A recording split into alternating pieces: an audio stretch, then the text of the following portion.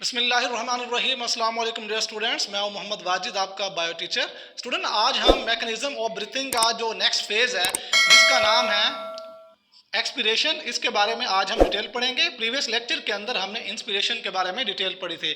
आपको ब्रीथिंग के बारे में बता दिया गया था कि हमारे जिस्मानी हरकत जो किसके साथ मुंसलिक होने चाहिए, गैसों के तबादले के साथ मुंसलिक हो, उसको हम क्या कहते हैं, ब्रीथिंग कहते हैं। तो स्टूडेंट, आज हम एक्सपीरेशन की डिटेल पढ़ेंगे। किसकी? एक्सपीरेशन। देखिए स्टूडेंट्स, फर्स्ट ऑफ ऑल हम ये देखते हैं कि एक्सपीरेशन के अंदर जब एक्सपीरेशन हो रही होती है तो हमारे रिब्स मसल्स के साथ क्या होता है। हमारे रिब्स मसल्स का जो दूसरा नाम होता है, आपको बताया गया था, इंटरकोस्टल मसल्स होता है। और मैंने आपको प्रीवियस लेक्चर के अंदर बताया था कि इंस्पिरेशन का उलट एक्सपीरेशन ही है। जिसको इंस्पिरेशन आता है उसका उलट खुद ब खुद वो लिख ले। ठीक है स्टूडेंट्स, तो देखें एक्सपीरेशन के अंदर क्या होता है, हमारे जो इंटरकॉस्टल मसल्स है जिसको रिब्स मसल कहते हैं, वो क्या हो जाते हैं, अगेन अपनी पोजीशन पे रिलैक्स हो जाते हैं, अपने पोजीशन में क्या हो जाते हैं, वापस। पहले मैंने आपको इंस्पिरेशन के अंदर बताया था कि ये जो रिब्स मसल है जिनको इंटरकॉस्टल मसल्स कहते हैं, ये वाले इस तरह होते हैं इधर, तो मैंने ये आपको बताया था कि ये सिकुड़ जाते हैं ऐसे। जब ये कंट्रैक्ट होते थे तो हमारे जो रिब्स होते हैं ना, रेज हो जाती थी, ऊपर हो जाते थे। स्टूडेंट, एक्सपीरेशन के अंदर ये क्या हो जाते हैं, दोबारा रिलैक्स हो जाते हैं, दोबारा अपने फॉर्म में वापस आ जाते हैं, जिसकी वजह से ये जो रिब्स है ये रिलैक्स हो जाती है, अपनी पोजीशन में वापस आ जाती है। मतलब पहले यूं थी, अब ये यूं हो जाती है। जिस तरह मैंने आपको एक मिसाल दी थी परिंदे वाली, कि परिंदा जिस तरह पर खोलता है तो वो इंस्पिरेशन हो रही होती है, जब वो एक्सपीरेशन करता है पर, वो एक मिसाल दे रहा हूँ, ऐसा होता नहीं है, परिंदा ऐसा नहीं करता, ये एक मिसाल दे रहा हूँ रिब्स की। यानी कि उसके पर अगर रिब्स बना लिए जाए तो जब उसके पर नीचे आते हैं, जब वो क्लोज करता है तो इस दौरान में प्रेशर लंग्स के ऊपर बढ़ जाएगा रिब्स का। ठीक है ना, जिससे क्या होगा, हम कहेंगे ऊपर जो उसकी बैकबोन होती है वो अगर हम डायफ्राम बना लें, ठीक है, तो जो डोम शेप डायफ्राम होता है वो ऊपर हो जाएगा और रिब्स नीचे हो जाएंगी, जिससे क्या होगा, हमारे लंग्स का प्रेशर बढ़ेगा और हमारी जो हवा होगी, कार्बन डाइऑक्साइड होगी, इम्प्योर एयर होगी, वो हमारी बॉडी से बाहर निकल जाएगी। तो स्टूडेंट, बात करने का मकसद ये है कि जो रिब्स मसल के साथ असर होगा वो क्या हो जाएंगे, रिलैक्स हो जाएंगे। अभी मैंने आपको बताया है। फिर क्या होगा, कहता है ribs come back to their original position. Ribs पहली वाली पोजीशन के ऊपर जैसे थी वैसे अपनी पोजीशन में वापस आ जाएंगी, रिब्स नीचे हो जाएंगी, रिलैक्स हो जाएंगी, नीचे हो जाएंगी, अपने नॉर्मल पोजीशन में वापस आ जाएंगी। अच्छा स्टूडेंट, अब डायफ्राम के साथ क्या होगा, देखिए डायफ्राम भी क्या हो जाएगा, रिलैक्स। पीछे आपने पढ़ा था डायफ्राम पहले सीधा यानी कि स्ट्रेट हो गया था यूं, लेकिन अब ऐसा नहीं होगा।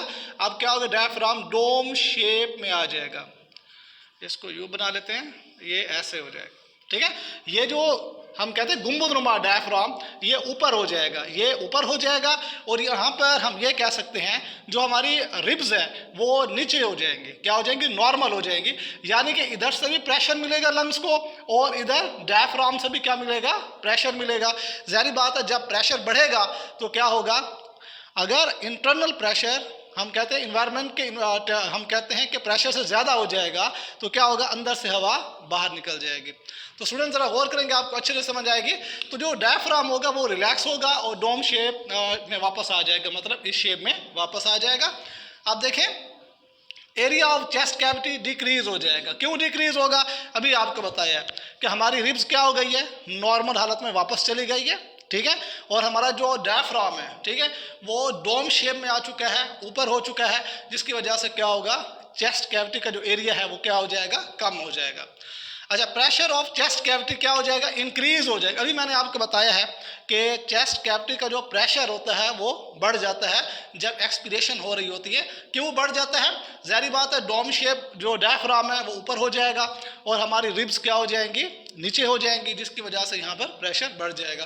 तो स्टूडेंट, उम्मीद है ये चीज़ें आप लोगों को अच्छे से समझ आई होंगी। नेक्स्ट है लंग्स प्रेशर। ठीक है, लंग्स प्रेशर क्या हो जाएगा, बढ़ जाएगा। मैंने आपको फार्मूला बताया था कि प्रेशर क्या होता है, इन्वर्सली प्रोपोर्शनल होता है किसके, एरिया के। अब यहाँ पर देखिए एरिया क्या हो गया है, अंदर एरिया क्या है, कम हो गया है, तो प्रेशर क्या हो जाएगा, अंदर वाला बढ़ जाएगा। तो प्रेशर जब बढ़ेगा तो अंदर वाली हवा क्या होगी, बाहर निकल जाएगी। ठीक है, तो देखिए जो लंग्स है इसके अंदर एयर प्रेशर क्या है, ज़्यादा है। बार बार सेम ही बातें आपको बता रहा हूँ कि हमेशा याद रख लें कि लंग्स के एक्सपिरेशन जब हम करवा रहे होते हैं अंदर वाला प्रेशर बढ़ जाता है। ये जो डायफ्राम होता है इसकी वजह से, हमारी रिब्स की वजह से, और हमारी चेस्ट कैविटी जो है ना वो डिक्रीज हो जाएगी, उसका जो साइज होगा वो कम हो जाएगा, जिसकी वजह से लंग्स के ऊपर दबाव पड़ेगा, प्रेशर बढ़ेगा और हवा बाहर निकल जाएगी। तो देखिए स्टूडेंट, नेक्स्ट है air pressure increase in lungs and impure air expel out, यानी कि प्रेशर क्या होगा, बढ़ जाएगा लंग्स के ऊपर। फिर क्या होगा, इम्प्योर एयर मतलब कार्बन डाइऑक्साइड की मकदार ज़्यादा होती है, इस वजह से हम इसको इम्प्योर एयर कहते हैं, तो वो हमारी बॉडी से बाहर निकल जाएगी। तो स्टूडेंट ये था एक्सपीरेशन। अब हम नेक्स्ट देखते हैं रेगुलेशन ऑफ ब्रीथिंग। देखिए स्टूडेंट्स, आपको अच्छे से समझ आएगा। रेस्पिरेटरी सेंटर इन ब्रेन, हमारे ब्रेन के अंदर, हमारे दिमाग के अंदर एक रेस्पिरेटरी सेंटर है जो कार्बन डाइऑक्साइड की मकदार नॉर्मल से ज़्यादा हो जाए हमारी बॉडी के अंदर।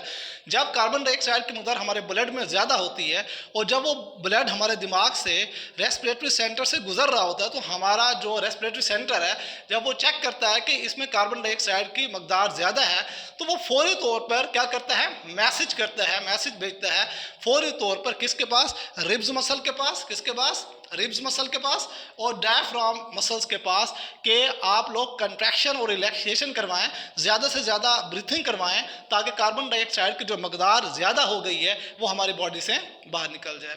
तो स्टूडेंट्स देखें, तो यही बात यहाँ पर हो रही है। कहते हैं कि ये रेस्पिरेटरी सेंटर है, ये क्या है, कहता है sensitive to concentration of CO2 in blood. CO2 यानी कार्बन डाइऑक्साइड की मकदार ब्लड में ज़्यादा हुई तो ये फौरी तौर पर काम करना शुरू कर देगा, फौरी तौर पर मैसेज सेंड कर देगा। अब देखें, अब हम कहते हैं कि जो ब्रीथिंग रेट होता है जब हम बिल्कुल रेस्ट में होते हैं, कोई काम नहीं कर रहे होते, रेस्ट में होते हैं, तो उस वक्त हमारी जो ब्रीथिंग का रेट होता है, ये स्टूडेंट याद रख लें, 16 to 20 टाइम पर मिनट, यानी कि 1 मिनट के अंदर हमारी जो ब्रीथिंग रेट होता है, सांस लेने की रफ्तार होती है, वो 16 से 20 मरतबा होती है। कितनी मरतबा होती है, हम सांस कितना लेते हैं सुकून के टाइम, रेस्ट के वक्त, 16 से 20 मरतबा, ठीक है ना, 1 मिनट के अंदर। ठीक है स्टूडेंट, उम्मीद है कि ये चीज़ आपको समझ आई होगी। लेकिन ये याद रखें, जब हम काम कर रहे होते हैं, हार्ड वर्क कर रहे होते हैं, क्या करते हैं, हार्ड वर्क, तो यहाँ पर मैं लिख लेता हूँ हार्ड वर्क, एक्सरसाइज लिख लें।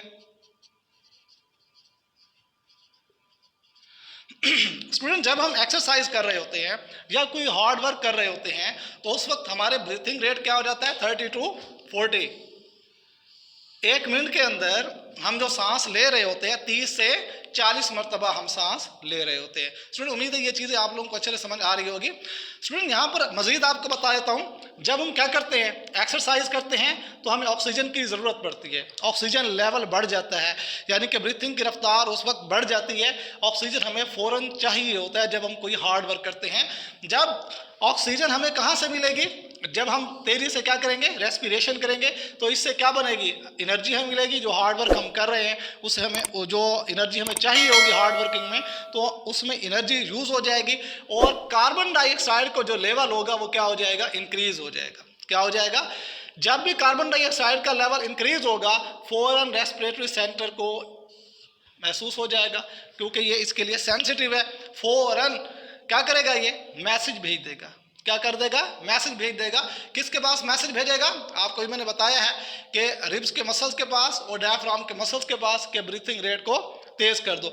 मतलब जब हम हार्ड वर्क करते हैं तो उस वक्त जो ब्रीथिंग रेट होता है खुद ब खुद क्या हो जाता है, ज़्यादा हो जाता है। ऐसा क्यों होता है आपको बताया है मैंने कि कार्बन डाइऑक्साइड बहुत ज़्यादा हो जाती हैं। कार्बन डाइऑक्साइड के ज़्यादती की वजह से इसको हमारी बॉडी से निकालना होता है, तो ब्रीथिंग रेट क्या हो जाता है, ज़्यादा हो जाता है। तो देखें, वही बात जो मैंने आपको बताई है यहाँ पर बता रहा है। कहता है ये सिग्नल भेजता है, किसको भेजेगा, रिब्स मसल को भेजेगा और डायफ्राम मसल्स को भेजेगा। ठीक है ना, मसल्स क्या करेंगे, कॉन्ट्रैक्ट करेंगे। क्या करेंगे, मसल्स क्या करेंगे, कॉन्ट्रैक्ट करेंगे। अब जब ये कॉन्ट्रैक्ट करेंगे, कौन, मसल्स कॉन्ट्रैक्ट करेंगे, तो रेस्पिरेशन का रेट क्या हो जाएगा, ऑटोमेटिकली ज़्यादा हो जाएगा। और वो रेट कितना होगा, 30 to 40 मिनट, यानी कि टाइम पर मिनट, यानी कि 1 मिनट के अंदर जो हम सांस ले रहे होंगे 30 से 40 मरतबा ले रहे होंगे। इससे क्या होगा, तो फौरी जल्दी जल्दी ब्रीथिंग हो रही होगी और जो कार्बन डाइऑक्साइड ज़्यादा बनी है, किस में बनी है? रेस्पिरेशन में। क्यों रेस्पिरेशन ज़्यादा किया है? क्योंकि हम पीछे एक्सरसाइज कर रहे थे, ऑक्सीजन हमें ज़्यादा चाहिए थी, वो तो यूटिलाइज हो जाएगी, लेकिन जो कार्बन डाइऑक्साइड रेस्पिरेशन में बनेगी वो क्या होगी? एक्स्ट्रा होगी। रेस्पिरेटरी सेंटर फौरी तौर पर सिग्नल भेज देगा रिब्स मसल्स और डायफ्राम मसल्स को, वो क्या कर देंगे? ज़्यादा से ज़्यादा कॉन्ट्रैक्ट करेंगे। जब वो कॉन्ट्रैक्ट करेंगे रेस्पिरेशन का रेट ज़्यादा हो जाएगा। कितना हो जाएगा? 30 से 40, जिसकी वजह से कार्बन डाइऑक्साइड जल्दी जल्दी हमारे बॉडी से बाहर निकल जाएगी। तो स्टूडेंट एक यहाँ पर बॉक्स दिए गए आपके बुक के अंदर, इसमें यहाँ पर ये हमने देखना है कि एयर हमारी बॉडी के अंदर कितने एयर कंपोनेंट्स जो होते हैं कितने कितने परसेंट में हमारी बॉडी के अंदर दाखिल होते हैं हवा के साथ, और हवा के साथ कितने बाहर निकलते हैं। तो स्टूडेंट देखें, कंपैरिजन कर रहे हैं बिटवीन, देखिए इंस्पायर्ड ईयर और एक्सपायर्ड ईयर। तो स्टूडेंट हम देखते हैं पहले अमाउंट ऑफ ऑक्सीजन हमारी बॉडी के अंदर कितने दाखिल होती है स्टूडेंट? 21%। कितनी दाखिल होती है? 21% दाखिल होती है, जबकि एक्सपायर्ड आउट कितनी होती है? 16%। तो मतलब ये कितना बन गया? 5%। 5% कहाँ गई?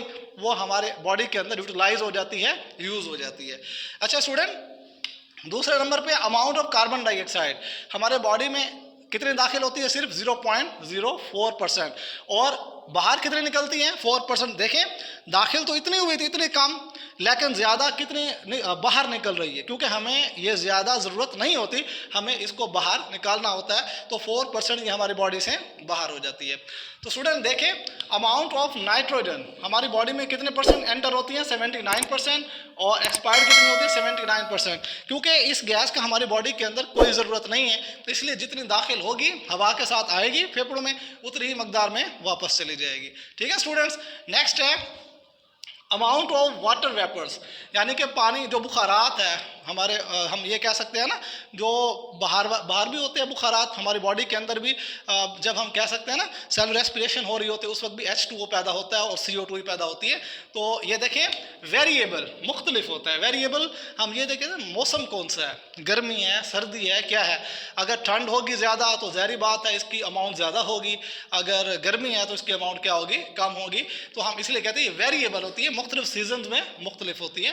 लेकिन वो कहता है कि जो एक्सपायर्ड होती है, बाहर निकलती है, वो सैचुरेटेड होती है, कांस्टेंट, मतलब हमारे बॉडी टेम्परेचर जिस तरह हमारा बॉडी जितनी होगी, यानी कि बॉडी के अंदर जितना बॉडी रखेगा वो रख लेगा वाटर, और जो ज़्यादा बच जाएगा ज़ाहिर बात है वो हमारी बॉडी से बाहर हो जाएगा, यानी कि कांस्टेंट लेवल होता है इसका। अच्छा, उसके बाद है अमाउंट ऑफ डस्ट पार्टिकल्स, कहता है कि एंटर कितना होते हैं? वेरिएबल। कितना होता है? वेरिएबल, इनके मुख्तलिफ। ये हमारे ऊपर डिपेंड करता है हम किस जगह ठहरे, गर्द वाली जगह पे ठहरे हैं, साफ जगह पे ठहरे हैं। जब गर्द वाली जगह पे ठहरे होंगे तो ज़्यादा दाखिल होंगे, जब नॉर्मल जगह पे होंगे तो कम। अच्छा, कहता है कि बाहर कितना? Almost none. तो हमारी बॉडी से कितने निकलते हैं पार्टिकल? डस्ट पर नहीं निकलते। हमारी आपकी बॉडी के अंदर कोई झाड़ू तो नहीं दे रहा, ना कोई इस तरह डस्ट पार्टिकल की फैक्ट्री है, ठीक है ना, तो इसलिए बाहर कुछ नहीं निकलता। तो टेम्परेचर देखें, कहते हैं वेरिएबल। अब सर्दियों में और होता है टेम्परेचर, गर्मियों में क्या होता है? और होता है, चेंज होता रहता है। अच्छा, जो बाहर का क्या? Almost equal to body temperature, जो कहता है कि बाहर निकल रहा होता है टेम्परेचर हमारा, तो हम ये कहते हैं वो तकरीबन हमारे बॉडी के इक्वल होता है। तो स्टूडेंट, उम्मीद है ये चीज़ें आपको समझ आई होंगी। मैंने आपको क्या बताया? एक्सपिरेशन के बारे में यहाँ पर डिटेल से बताया, रेगुलेशन ऑफ ब्रीथिंग किस तरीके से होती हैं ये आपको मैंने बताया। उसके बाद जो एयर के साथ कंपोनेंट्स आते हैं बाहर निकलते हैं वो कितनी कितनी परसेंटेज में होते हैं ये बताया। स्टूडेंट, ये question differentiate between expiration inspiration पूछ सकता है, या डिफाइन सिर्फ इंस्पिरेशन की पूछ सकता है, एक्सपिरेशन की पूछ सकता है। ये जो मैंने आपको कंपोनेंट्स की क्या बताई है, परसेंटेज बताई है, ये एमसीक्यूज के अंदर भी वो पूछता होता है, तो आपने इसको अच्छे से याद करना है। तो स्टूडेंट, उम्मीद है कि ये लेक्चर आपको समझ आ गया होगा। इंशाल्लाह नेक्स्ट लेक्चर के लिए बहुत जल्द मिलते हैं, तब तक के लिए अल्लाह हाफिज़।